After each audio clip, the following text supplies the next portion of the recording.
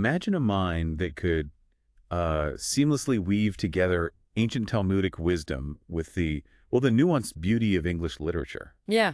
all while grappling with modernity's toughest questions and doing it from this place of really profound faith. Hmm. You brought us a stack of sources today, articles, research papers, your own insights, all centered on such a figure, That's right. We're talking about Rabbi Aharon Lichtenstein. often known as RL or Rav Aharon. So our deep dive today is into his life and legacy. A truly towering intellectual and moral leader of the last century. And our mission really is to unpack how he managed this synthesis, Yeah. traditional Jewish scholarship with broad Western humanistic knowledge. Exactly. We need to explore his intellectual daring, his moral compass when dealing with these really complex modern challenges. And the lasting impact of his approach, Oh, right. right? Mhm. Which was so rooted in tradition, but also so open to the world. It's a remarkable journey. It really showcases deep conviction and, I think, an uncompromising intellectual honesty. So where do we start to understand this unique synthesis? His path was pretty unconventional. It really was. We have to start there. From a young age, Arl was immersed in an incredibly demanding education. Right. And the thing was, he had this exceptional work ethic, and his proficiency was, well, extraordinary, both in breadth and depth. So he wasn't just brilliant in one area then. Not at all. He achieved the highest levels of mastery in rabbinic Talmudics, Yep. the traditional study of Jewish law and lore, Okay. but also in Western Renaissance literature. And this all led to him getting a PhD from Harvard's English department. Which is pretty amazing in itself. And his dissertation focus, Henry More, the 17th century Cambridge Platonist. Yes. For our listeners, maybe unpack that a bit. What does Cambridge Platonist mean, and why is that focus so telling about R.L.? That's a great question. It's really key to understanding him. So the Cambridge Platonists were this group of 17th century English philosophers. Mm-hmm. And they were trying to reconcile Christianity with classical philosophy, especially Plato's ideas. They emphasized reason, universal moral truths, the inherent goodness of humanity, things like that. I see.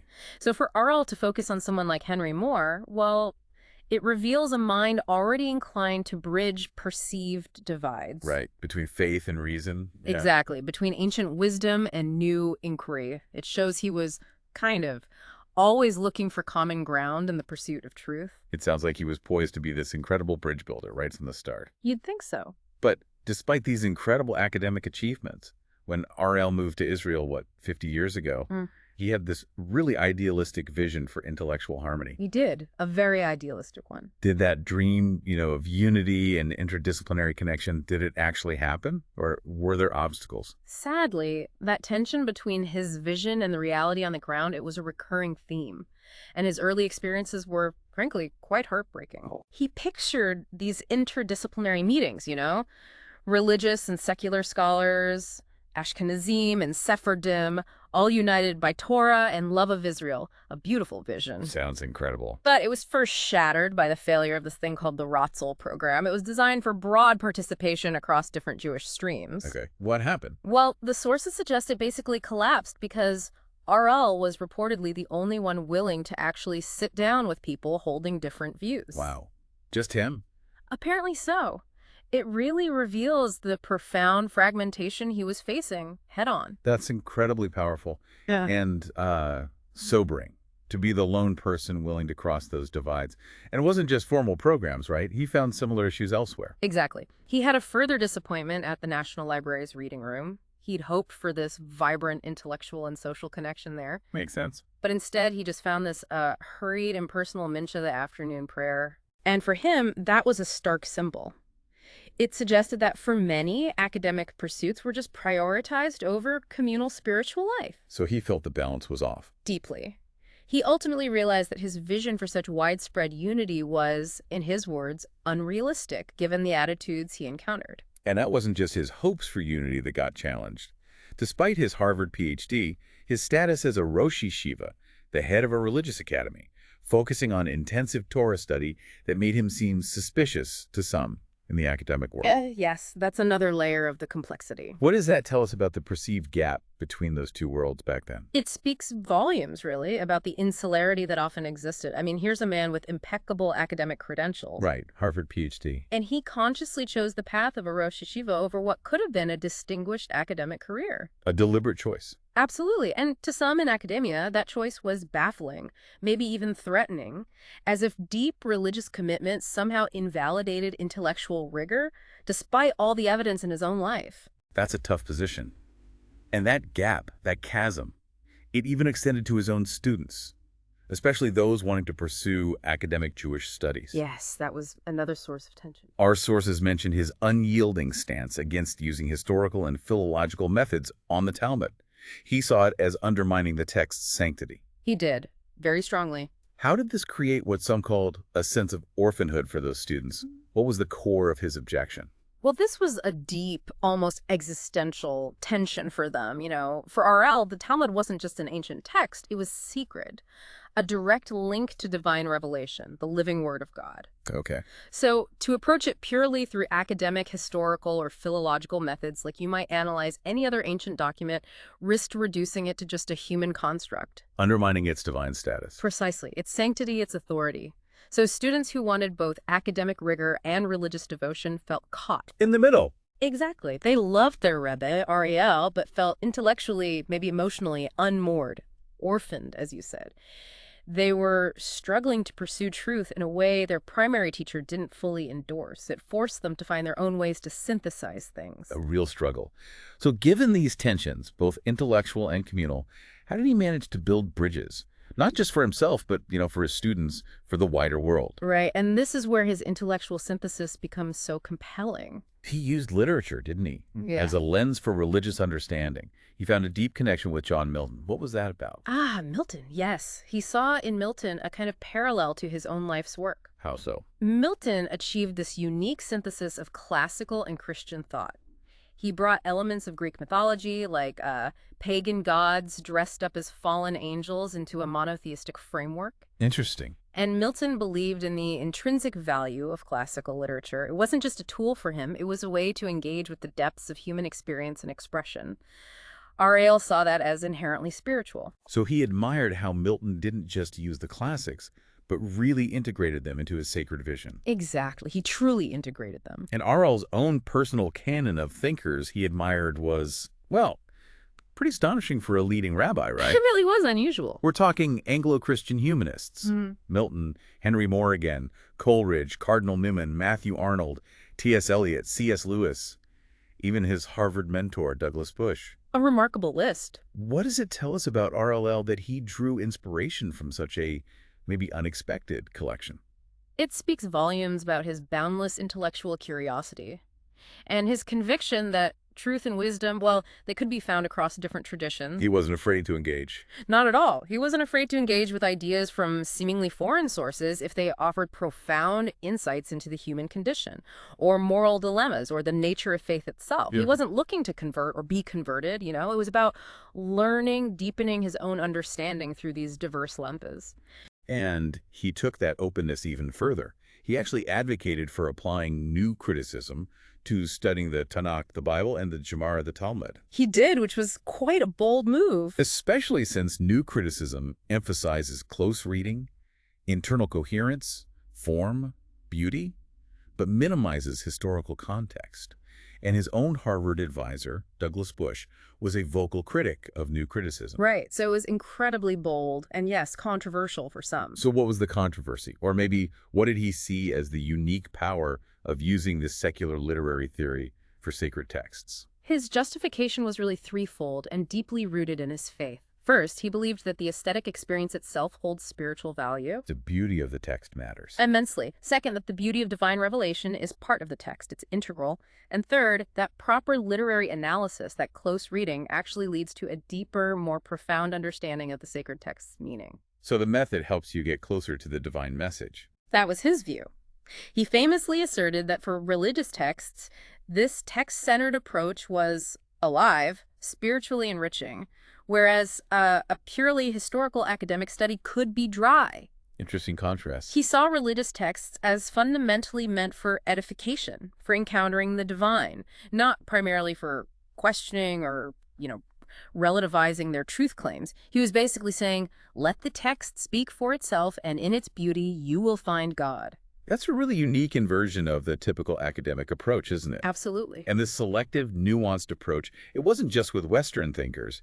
he applied that same discerning eye to Jewish thought itself, often with results that were just as provocative. That's true. Like, he famously called Ramban's commentary on the Torah his desert island book. Yeah. He loved its psychological depth, its literary approach to biblical figures. Yes, he deeply valued Ramban. But then, and this is the kicker, he apparently once said that Maimonides' Guide for the Perplexed wouldn't be a great loss if it disappeared. Right. That's a pretty stark statement.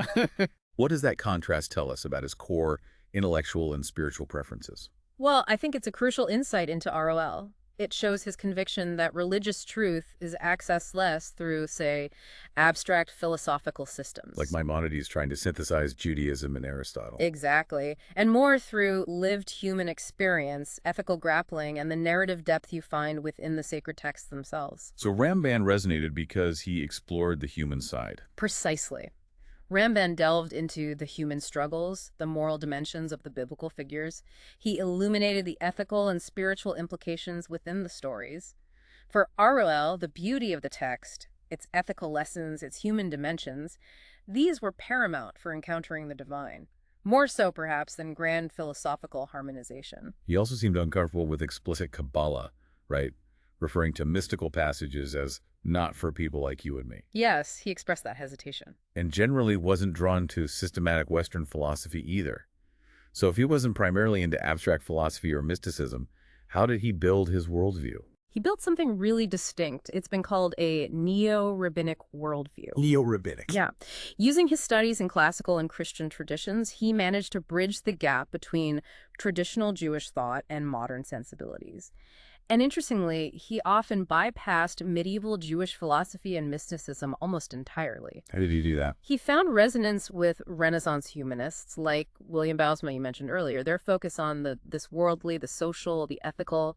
He felt that aligned deeply with ancient Chazal, our sages, and the Tanakh itself. So he connected modern ethics back to the roots via humanism. In a way, yes. It let him engage with modernity through a lens that felt both deeply traditional and profoundly ethical, without necessarily needing the complex metaphysical frameworks of, say, Maimonides or the Kabbalists. And this unique approach, it carried over into his halakhic methodology too, his approach to Jewish law. Absolutely. He was rooted in the Brisker method, right? That very analytical approach, emphasizing conceptual distinctions.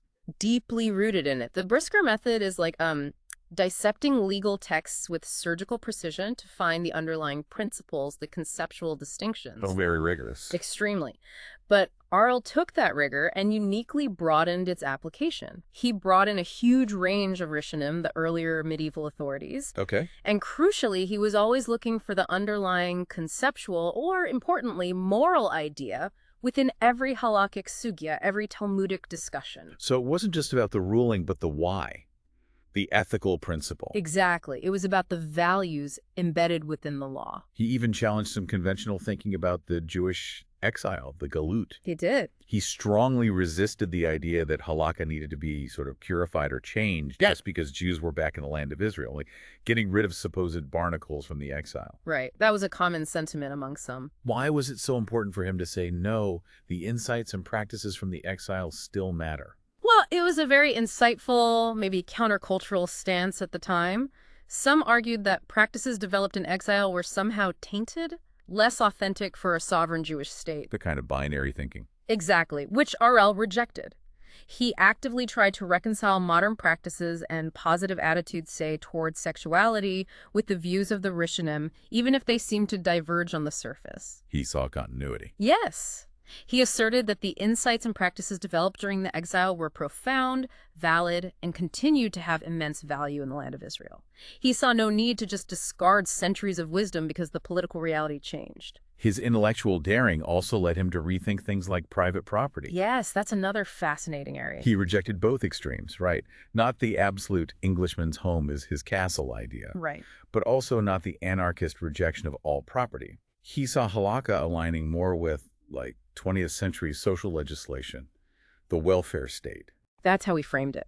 He saw halakha supporting the limitation of property rights for the greater communal good, to foster values like brotherhood and equality. And he even suggested using a specific halakhic concept, kefiyah al midat stumbum.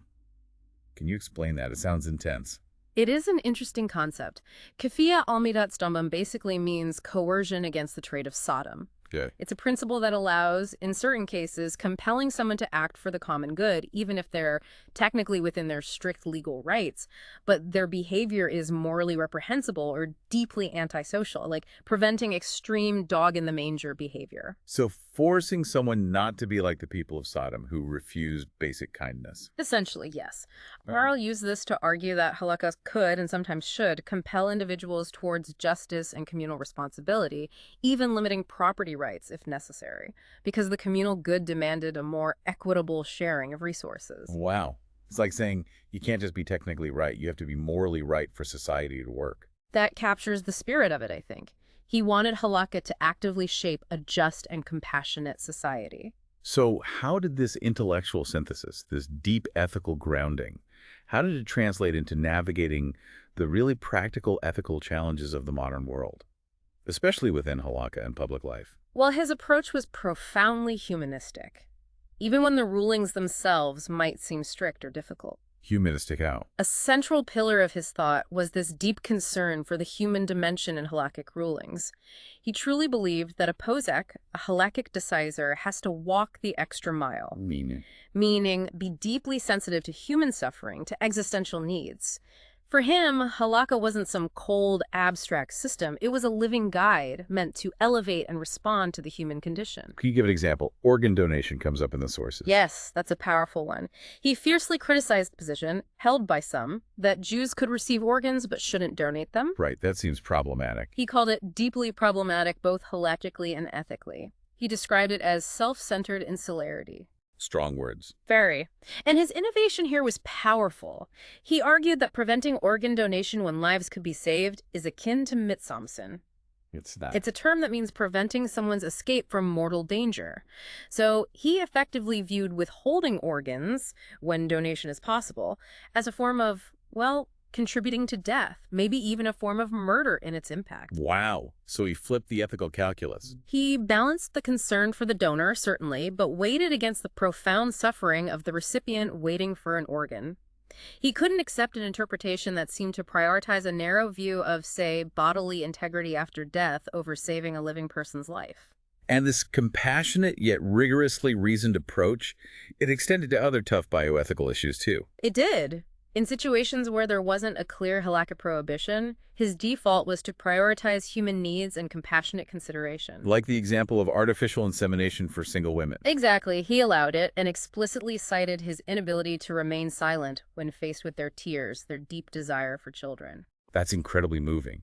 Yet the sources also talk about his tough humanism. How does that fit? How did he reconcile the parts of halakha that do seem stringent with this profound human concern? That's a really key tension, and understanding it is crucial to understanding him. RL acknowledged, absolutely, that halakha can sometimes appear stringent. Okay. However, he clarified that such strictness, in his view, wasn't due to a lack of human concern.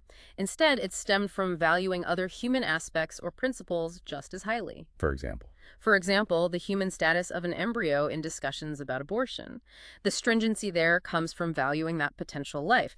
So rather than seeing strictness as cold or unfeeling, he presented it as a difficult choice to prioritize a different but equally valid human or divine value. So it's a complex humanism weighing different factors. Exactly. It offered a complex yet ultimately humane justification for difficult halakhic positions, always rooted in a holistic view of human dignity and God's will. He also stressed the public impact of rulings, didn't he? That poskim need to explain their reasoning, especially when it affects people personally. Yes, very much so. Communication was key for him. Could you give an example of how he applied that? Maybe where a strict interpretation could have caused division. Absolutely. Think about cases like whether a father says the blessing for Pidyon Haben, redemption of the firstborn son after a miscarriage, or the kashrut status of food prepared by someone who publicly desecrates the Sabbath. Sensitive situations. Very. In cases like these, RL often prioritized kavod haberiot, human dignity, and maintaining communal connection over the absolute strictest interpretation. So finding a way to include rather than exclude. Precisely. His aim was always to foster unity, promote positive educational outcomes. He believed the overall good of the community and the individual's connection to tradition often outweighed a narrow, uncommunicated stringency. He wanted halakha to bring people closer, not push them away. That connects to his views on religion and state in Israel, which were also quite nuanced. They were. He was a strong opponent of religious coercion, right? Especially if it lacked real conviction or just bred resentment. Yes, particularly in a free society. He saw that as counterproductive. Yet, interestingly, he didn't support a complete separation of religion and state. No, he rejected that. How did he navigate that tricky middle ground between opposing coercion but also opposing total separation? Well, he argued that a complete separation would inevitably lead to the secularization of society. He saw it as a competition. In a sense, he viewed the state as having some role in promoting the good life, a morally informed life. And he felt that completely removing religious influence would create this competition that secularism, by its nature in the modern world, would likely win. So the state had a moral, even spiritual dimension for him. Yes. He believed denying any religious influence would undermine the state's very capacity to promote a truly good and ethical society. It would lose a vital dimension of human flourishing. His sense of social responsibility seems really profound. He saw the modern state of Israel not just as, a historical accident, but as a deep Torah challenge. A profound challenge, yeah. What did that mean in practical terms? Especially for, say, yeshiva students. It meant, for instance, that army service for yeshiva students was, in his view, a religious and moral obligation. Not just a civic duty, but a religious one. Yes. He believed contributing to the defense and the building of the state was an inherent part of living a full Torah life in this era. Wow. And this same conviction, this sense of embracing the totality of life under Torah, also led him to champion the opening of deep, meaningful Torah study for women. He saw that as essential, too. Absolutely, as a crucial spiritual value, fostering a profound connection to God. For him, a truly religious society had to embrace its responsibilities to the collective, men and women alike. And he didn't just theorize about this stuff, he got involved. Our sources mention his participation in Forum Takana. Right, which addressed the incredibly difficult issue of sexual abuse within the religious community. What does his participation there tell us? About his willingness to confront hard truths and maybe adapt. It shows his deep commitment to social responsibility wasn't just talk. It demonstrates his willingness to learn, even from non-Jewish models, when addressing really serious ethical failings. And crucially, to prioritize simple, clear, unequivocal human considerations, as he put it, sometimes over rigid halakhic technicalities when basic justice and safety were at stake. He wasn't afraid to step into messy, painful public spaces if it meant upholding justice and protecting the vulnerable. That takes courage. Immense courage and integrity. Let's shift a bit now from his intellectual work to his impact as a teacher, as a person. It's well known he published very little during his lifetime. Famously so. He believed the best way to transmit Torah was through that direct personal relationship, Rebbe and student. Yes, he was very explicit about that. Why prioritize teaching over writing? Writing often seems like the path to, academic immortality. He literally said his life's mission was raising students, not writing books. Yes. He believed that dynamic personal interaction in the study hall, the Beat Midrash, the nuanced back and forth, tailoring the learning to the individual. That was the true crucible of Torah transmission. So a book is static, but a relationship is alive. Exactly. Alive and transformative. That's what he valued most. And this commitment was pretty remarkable personally, wasn't it? Yeah. The sources mention he had a significant speech impediment. He did. It made his delivery quite slow, somewhat monotonous, which could be challenging, especially for new students. Yet, he chose to teach widely, sacrificing personal comfort. How did students actually perceive this? What made him so inspiring, despite that challenge? Well, many students recount how, yes, initially his slow delivery was demanding. You had to really focus. I can imagine. But they almost universally say that within minutes, the sheer depth, the brilliance, the utter honesty of his thought would completely captivate them, and the impediment would just fade from their awareness. He was renowned for inspiring deep thought, for encouraging questions, for fostering this incredible community of learning built on immense love and mutual respect. And humility, too, right? He admitted mistakes. Yes. He famously would admit his own mistakes to students, which is, let's be honest, a rare quality in academic settings, maybe especially in yeshiva settings. It built incredible trust and fostered real intellectual integrity. Beyond his teaching style, what about his core character traits? He had this immense intellectual stature, yet he saw himself as a simple man. It seems genuinely how he felt. He expressed profound humility, even as everyone around him recognized him as one of the greatest scholars of his generation. How did that come across? He seemed to genuinely believe his learning was a gift, not some personal achievement to boast about, and he valued that unflinching intellectual and moral honesty above almost everything. Like admitting conflicts between sources and intuition. Exactly. He'd often admit when there appeared to be a conflict between traditional sources and his own moral intuition. He maintained, "You must never lie to ourselves or to God," an incredible standard of integrity. And at the very core of all this was his faith. Unshakable. Profound. He described it as holiness itself, the most intimate part of his being. It sounds like it wasn't just intellectual assent, but something deeply felt, experienced. Precisely. By all accounts, it was the most certain and deeply experienced aspect of his life. And that translated into how people saw him. Absolutely. His students, his colleagues, they saw him as this highly sensitive, deeply empathetic human being.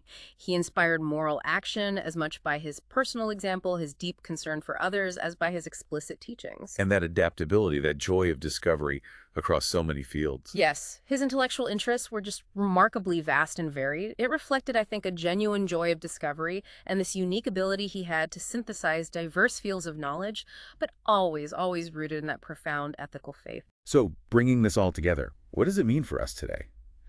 Rabbi Aharon Lichtenstein, this magnificent bridge builder, An intellectual giant, truly. who seamlessly integrated Torah with the broader humanistic tradition, a moral compass who fearlessly engaged with the toughest challenges of his time. And a beloved teacher who shaped countless students through his wisdom and his personal integrity. He really left a blueprint, didn't he? For a life lived with both deep devotion and this expansive curiosity. He really did. And maybe the final thought to leave with is this. Earl believed that truth, genuine truth, can be found and appreciated even in traditions that seem foreign to your own. Right. And that you must approach these encounters with unflinching honesty, even and maybe especially when it reveals tension between your deeply held beliefs and your personal intuition, your moral sense. Don't lie to ourselves or to God. Exactly. His life was a testament to the idea that true faith isn't weakened, but can actually be strengthened by grappling with complexity, by engaging with the world and all its richness. So the question for you, listening, is maybe this. What does RL's life and thought mean for your own pursuit of truth and understanding, living, as we do, in a world just full of complex ideas and conflicting perspectives? How do you build bridges with integrity?